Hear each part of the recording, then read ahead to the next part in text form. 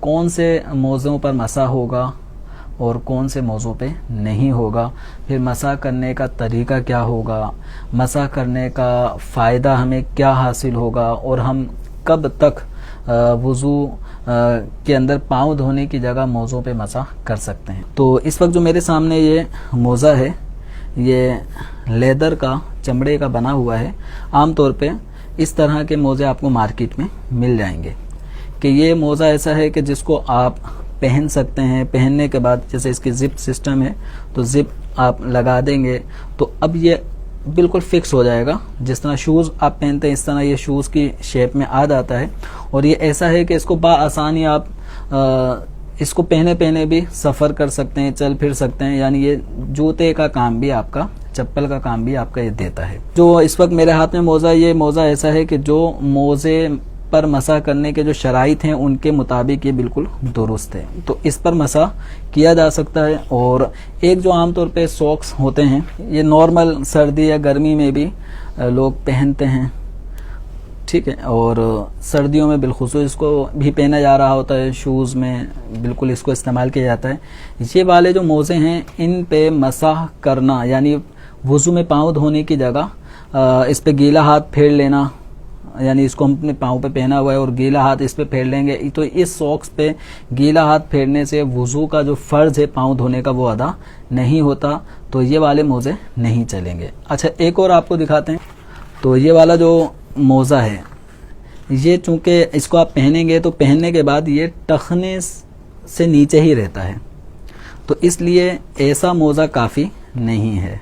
इसके लिए जो आपको पहले दिखाया है ये वाला मोज़ा, कि जिसको पहनने के बाद टखने छुप जाएं। टखनों का छुपना ज़रूरी है, और टखने आमतौर पे इतने ऊपर होते हैं जो हड्डी होती है, तो इससे ऊपर भले ये जितना भी हो, लेकिन कम से कम इतना होना ज़रूरी है कि टखने उसमें छुप जाएं और उसको पहन के बासानी चलना फिरना आसान रहे।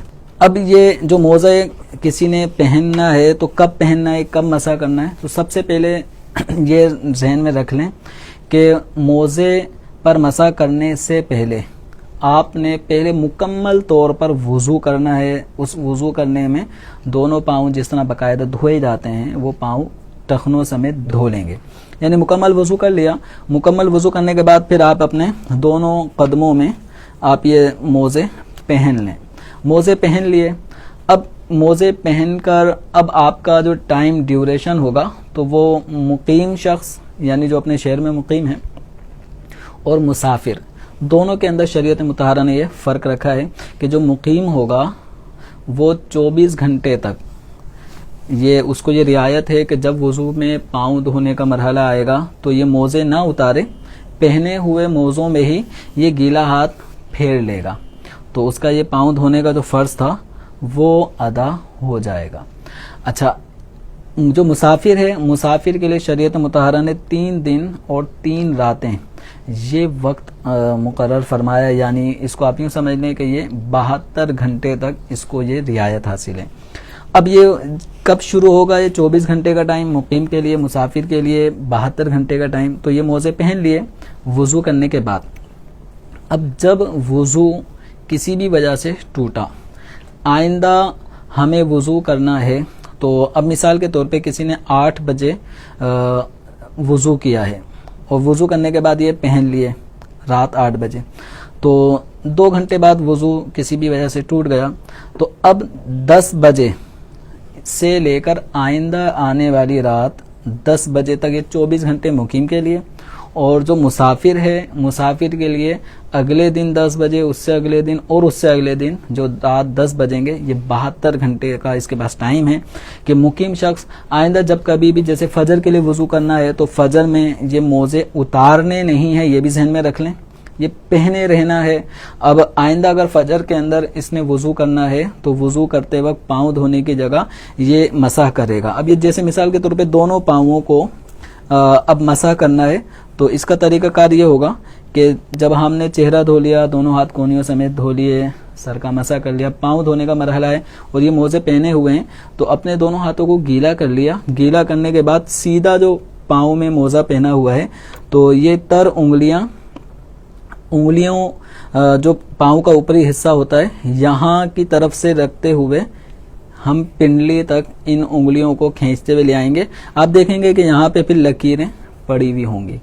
इसी तरह जब उल्टे पाँव का मोजे पे मसा करना है तो उल्टे हाथ को आपने गीला कर लिया और इस हाथ को यूं फेरते हुए आएंगे तो ये उंगलियों में जो तरी है वो आपको नजर आएगी कि यूं इस तरह ये तरी बाकायदा मोजे पे नजर आई। अब इसमें पूरे मोजे पे यूं हाथ फेरना ये ज़रूरी नहीं है, सिर्फ ऊपरी हिस्से पर ही गीली उंगलियों को फेरना है। इस तरह से हमारा ये मसा हो जाएगा। तो अब किसी ने मोजे पहन लिए और उसके बाद इसको गर्मी लग रही है, गर्मी लगने के बाद इसने मोजा उतार दिया, एक भी मोजा इसने उतार दिया तो अब दोबारा ये पहन के मसा नहीं कर सकता।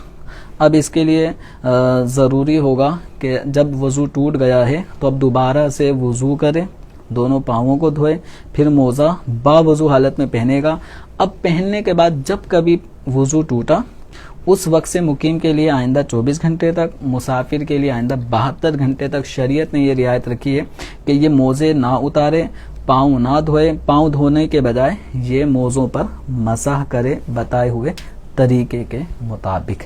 अगर किसी ने जैसे 24 घंटे पूरे हो चुके तो अब ये जो मसाह का जो अमल था पाँव धोने की जगह मसाह करने का, ये एक्सपायर हो गया। यानी किसी ने वज़ू किया, वज़ू सलामत है लेकिन ये टाइम ड्यूरेशन पूरा हो चुका है, तो अब इस सूरत में इसको दोबारा से वज़ू करने की हाजत नहीं है। इसके जो पाँव पे मसाह करने का अमल था वो ख़त्म हो गया। अब इसको हुक्म ये होगा कि ये अपने मोज़े उतार ले, पाँवों को धो ले। दोबारा वज़ू ज़रूरी नहीं है क्योंकि वज़ू टूटा नहीं है, मसाह का वक्त ख़त्म हो गया है।